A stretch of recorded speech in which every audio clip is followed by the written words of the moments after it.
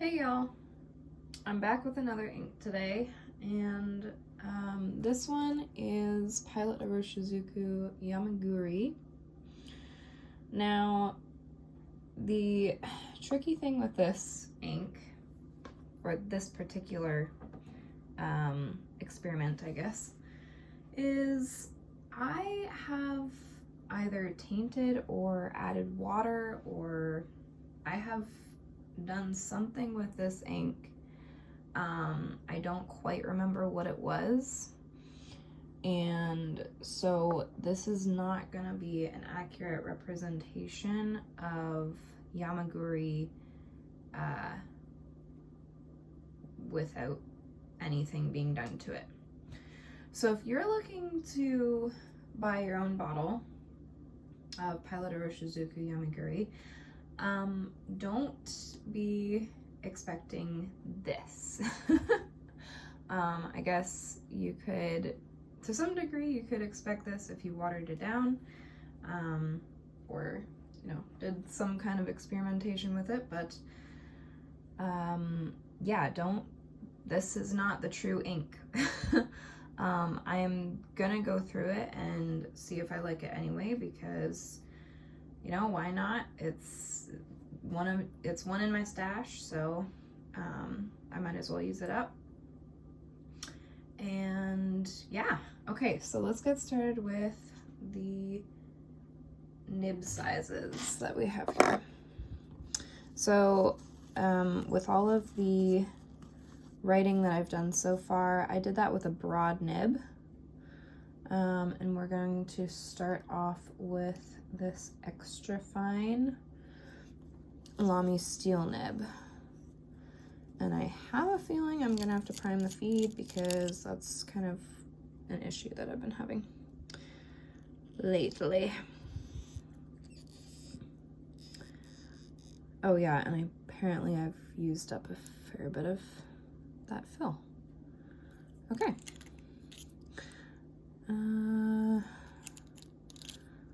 Should I do this? We'll see. We'll see how this goes.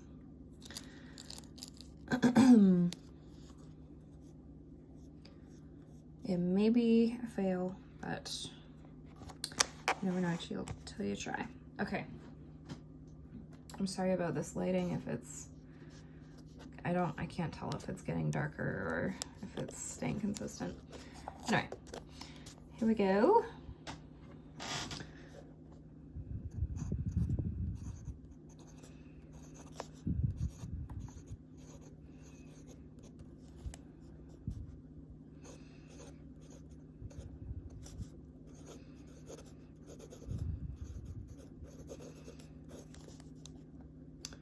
Okay, honestly, not bad. I am not bothered by this. It's flowing pretty nicely. I can't say that I'm like super drawn to an extra fine nib, but it does seem to work, so I don't have a problem with that. Let's try the fine nib now.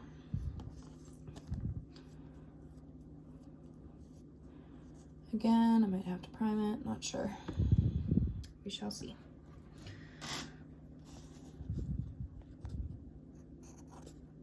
Ooh, okay.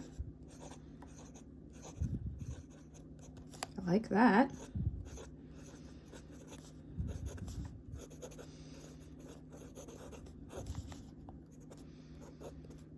This fine nib is actually quite nice. You know, it's interesting because I did add water to this and still, oh, I didn't do that. Okay, let's try that again. There we go. I did add water to this sample, and even still I feel like it's flowing quite well, like it hasn't gotten too dry to be comfortable. So I guess that's a good thing. It also makes me think that the true ink is probably, at least from what I can remember, I think the whole reason that I added water to this ink is because it was feathering and it was just too wet for the pens that I had. And so I was trying to figure out if I could even use it, if it would be usable in my situation. So, I mean, so far, by watering it down, I can still use it for sure.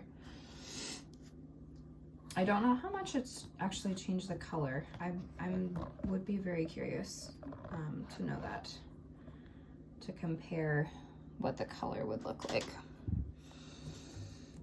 Okay, so now I've got the Lamy Steel medium nib here. Oops.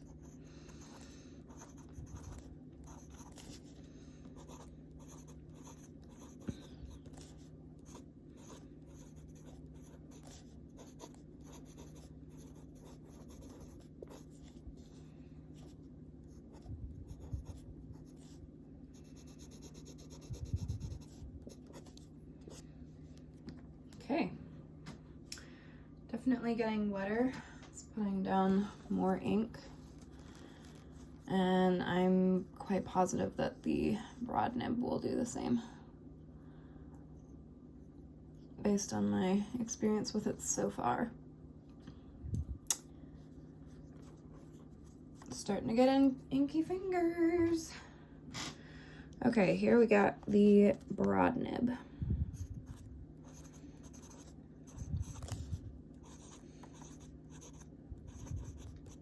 Oh yeah. That is definitely wet.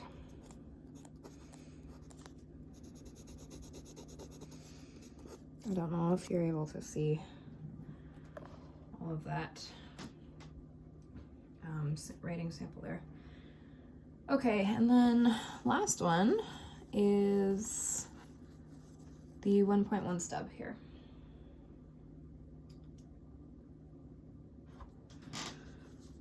Very possible that I'll need to prime it again because that's kind of what happens with this stub. I think it's a stub nib quality that, or maybe with these Lamy ones, but because it doesn't really have the breather hole, or yeah, it doesn't have a hole in the nib like that one does. I suspect that that's why it is a little bit more tricky to get started. Hopefully that makes sense. Okay, here we go.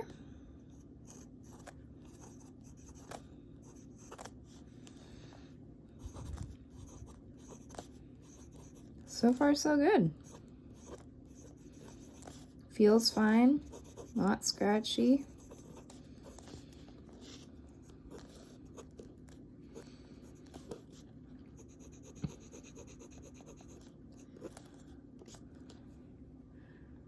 That's decent, in my opinion. Okay, I'm just gonna give you a little peek here at how this writing looks. I do enjoy the shading. I think that shading is really quite pretty. I don't know how it will perform in a larger writing sample, so we have yet to figure that out. At this point, I would say that this ink, or at least this watered down ink, does work with all of these nibs. None of them felt particularly scratchy. On good flow, there's no, I don't see any feathering really. Even though the broad nib does put down a lot of ink. There's still like, it's nice shading. It's definitely nice shading. I can't tell right now if I'm thrilled with the color or not. And here's a swatch of it as well. Yeah, but I guess we'll find out once I do some more writing with it. So I'll see you back.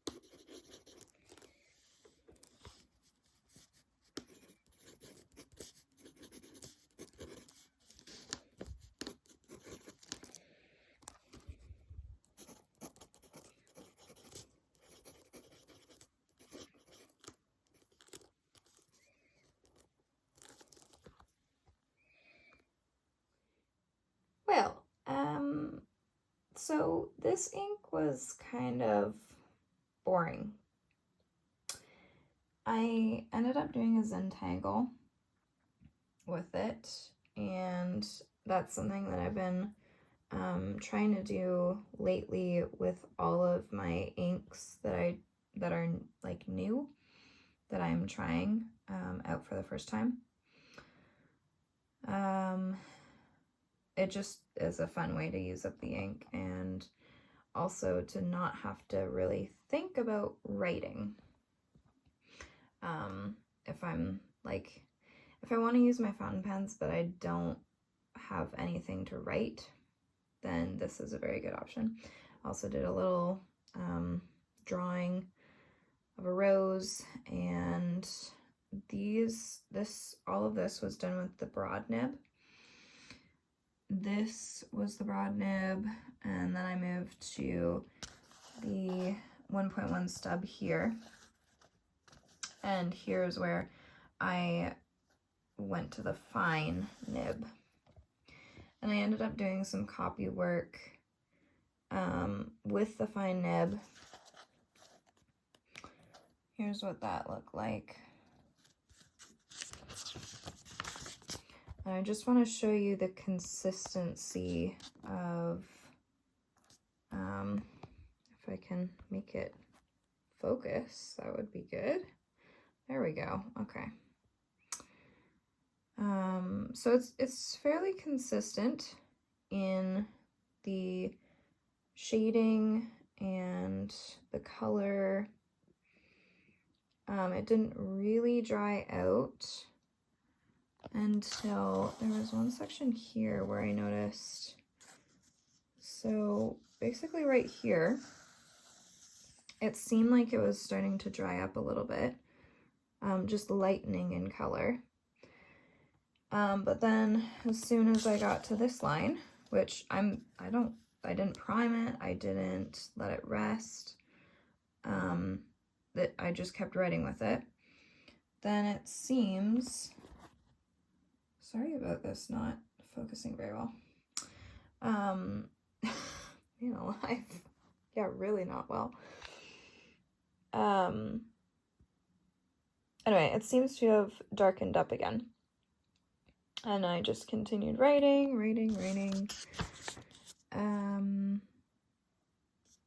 And it was decent. It was decent. I will give it points for being decent.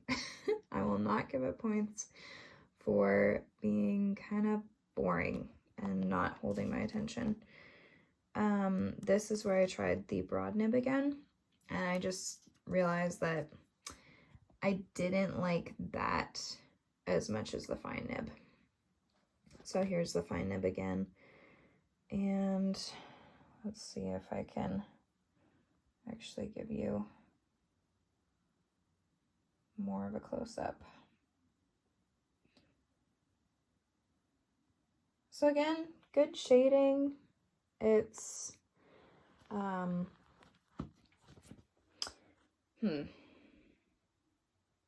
there's nothing really wrong with this ink, but it's not, I'm not enjoying it. Like, I'm not excited to write with this color. So that's why I've decided that I'm going to probably unink the rest of this fill. I don't know for sure yet if I'll throw it out or if I will just put it back in the sample vial and maybe give it away, or I don't know, that it's probably not worth it for me to keep it, because I mean, this, I'm not gonna commonly come back to this. But yeah, so color rating for this ink, I gave it a 4 out of 10, because obviously I wasn't particularly impressed with it. But there is one thing about this. I did enjoy using the fine nib. That was a very pleasant writing experience so far as how it felt. It was very smooth, and like I did not feel like I was tearing up the paper, that it was scratchy. It was nice. So that's why I'm like, do I really want to get rid of it, or I don't know. I haven't decided that yet, I guess. for sure. All I know is that I'm done for now with this ink. Readability wise, fantastic. It's not like there's no part where it's lightening up to the point where you can't read it anymore. And what else? Overall rating, I gave it a 5 out of 10. Let's see if I can actually focus on that. There we go. I don't know why it's not focusing as it normally would. It's a bit odd. And yeah, I did not have to prime the feed when I actually was writing with it. Of course, up here you saw me needing to have to do that, but for a general writing session, even a fairly long writing session, that is not needed. It doesn't need a rest. You can just keep writing with it. I did like that it felt lubricated, which meant that I could put it in a finer nib, and I noticed that with the extra fine too, that it actually did feel nice. Yeah, I don't, at this point, I don't want another sample of this ink, meaning that I would get Yama-Guri untainted. Maybe that would change, but for now I'm pretty content with leaving this as my experience and moving on. So yeah, that's my final thoughts on Pilot Iroshizuku Yama-Guri. Hope you enjoyed the video. See you in the next one.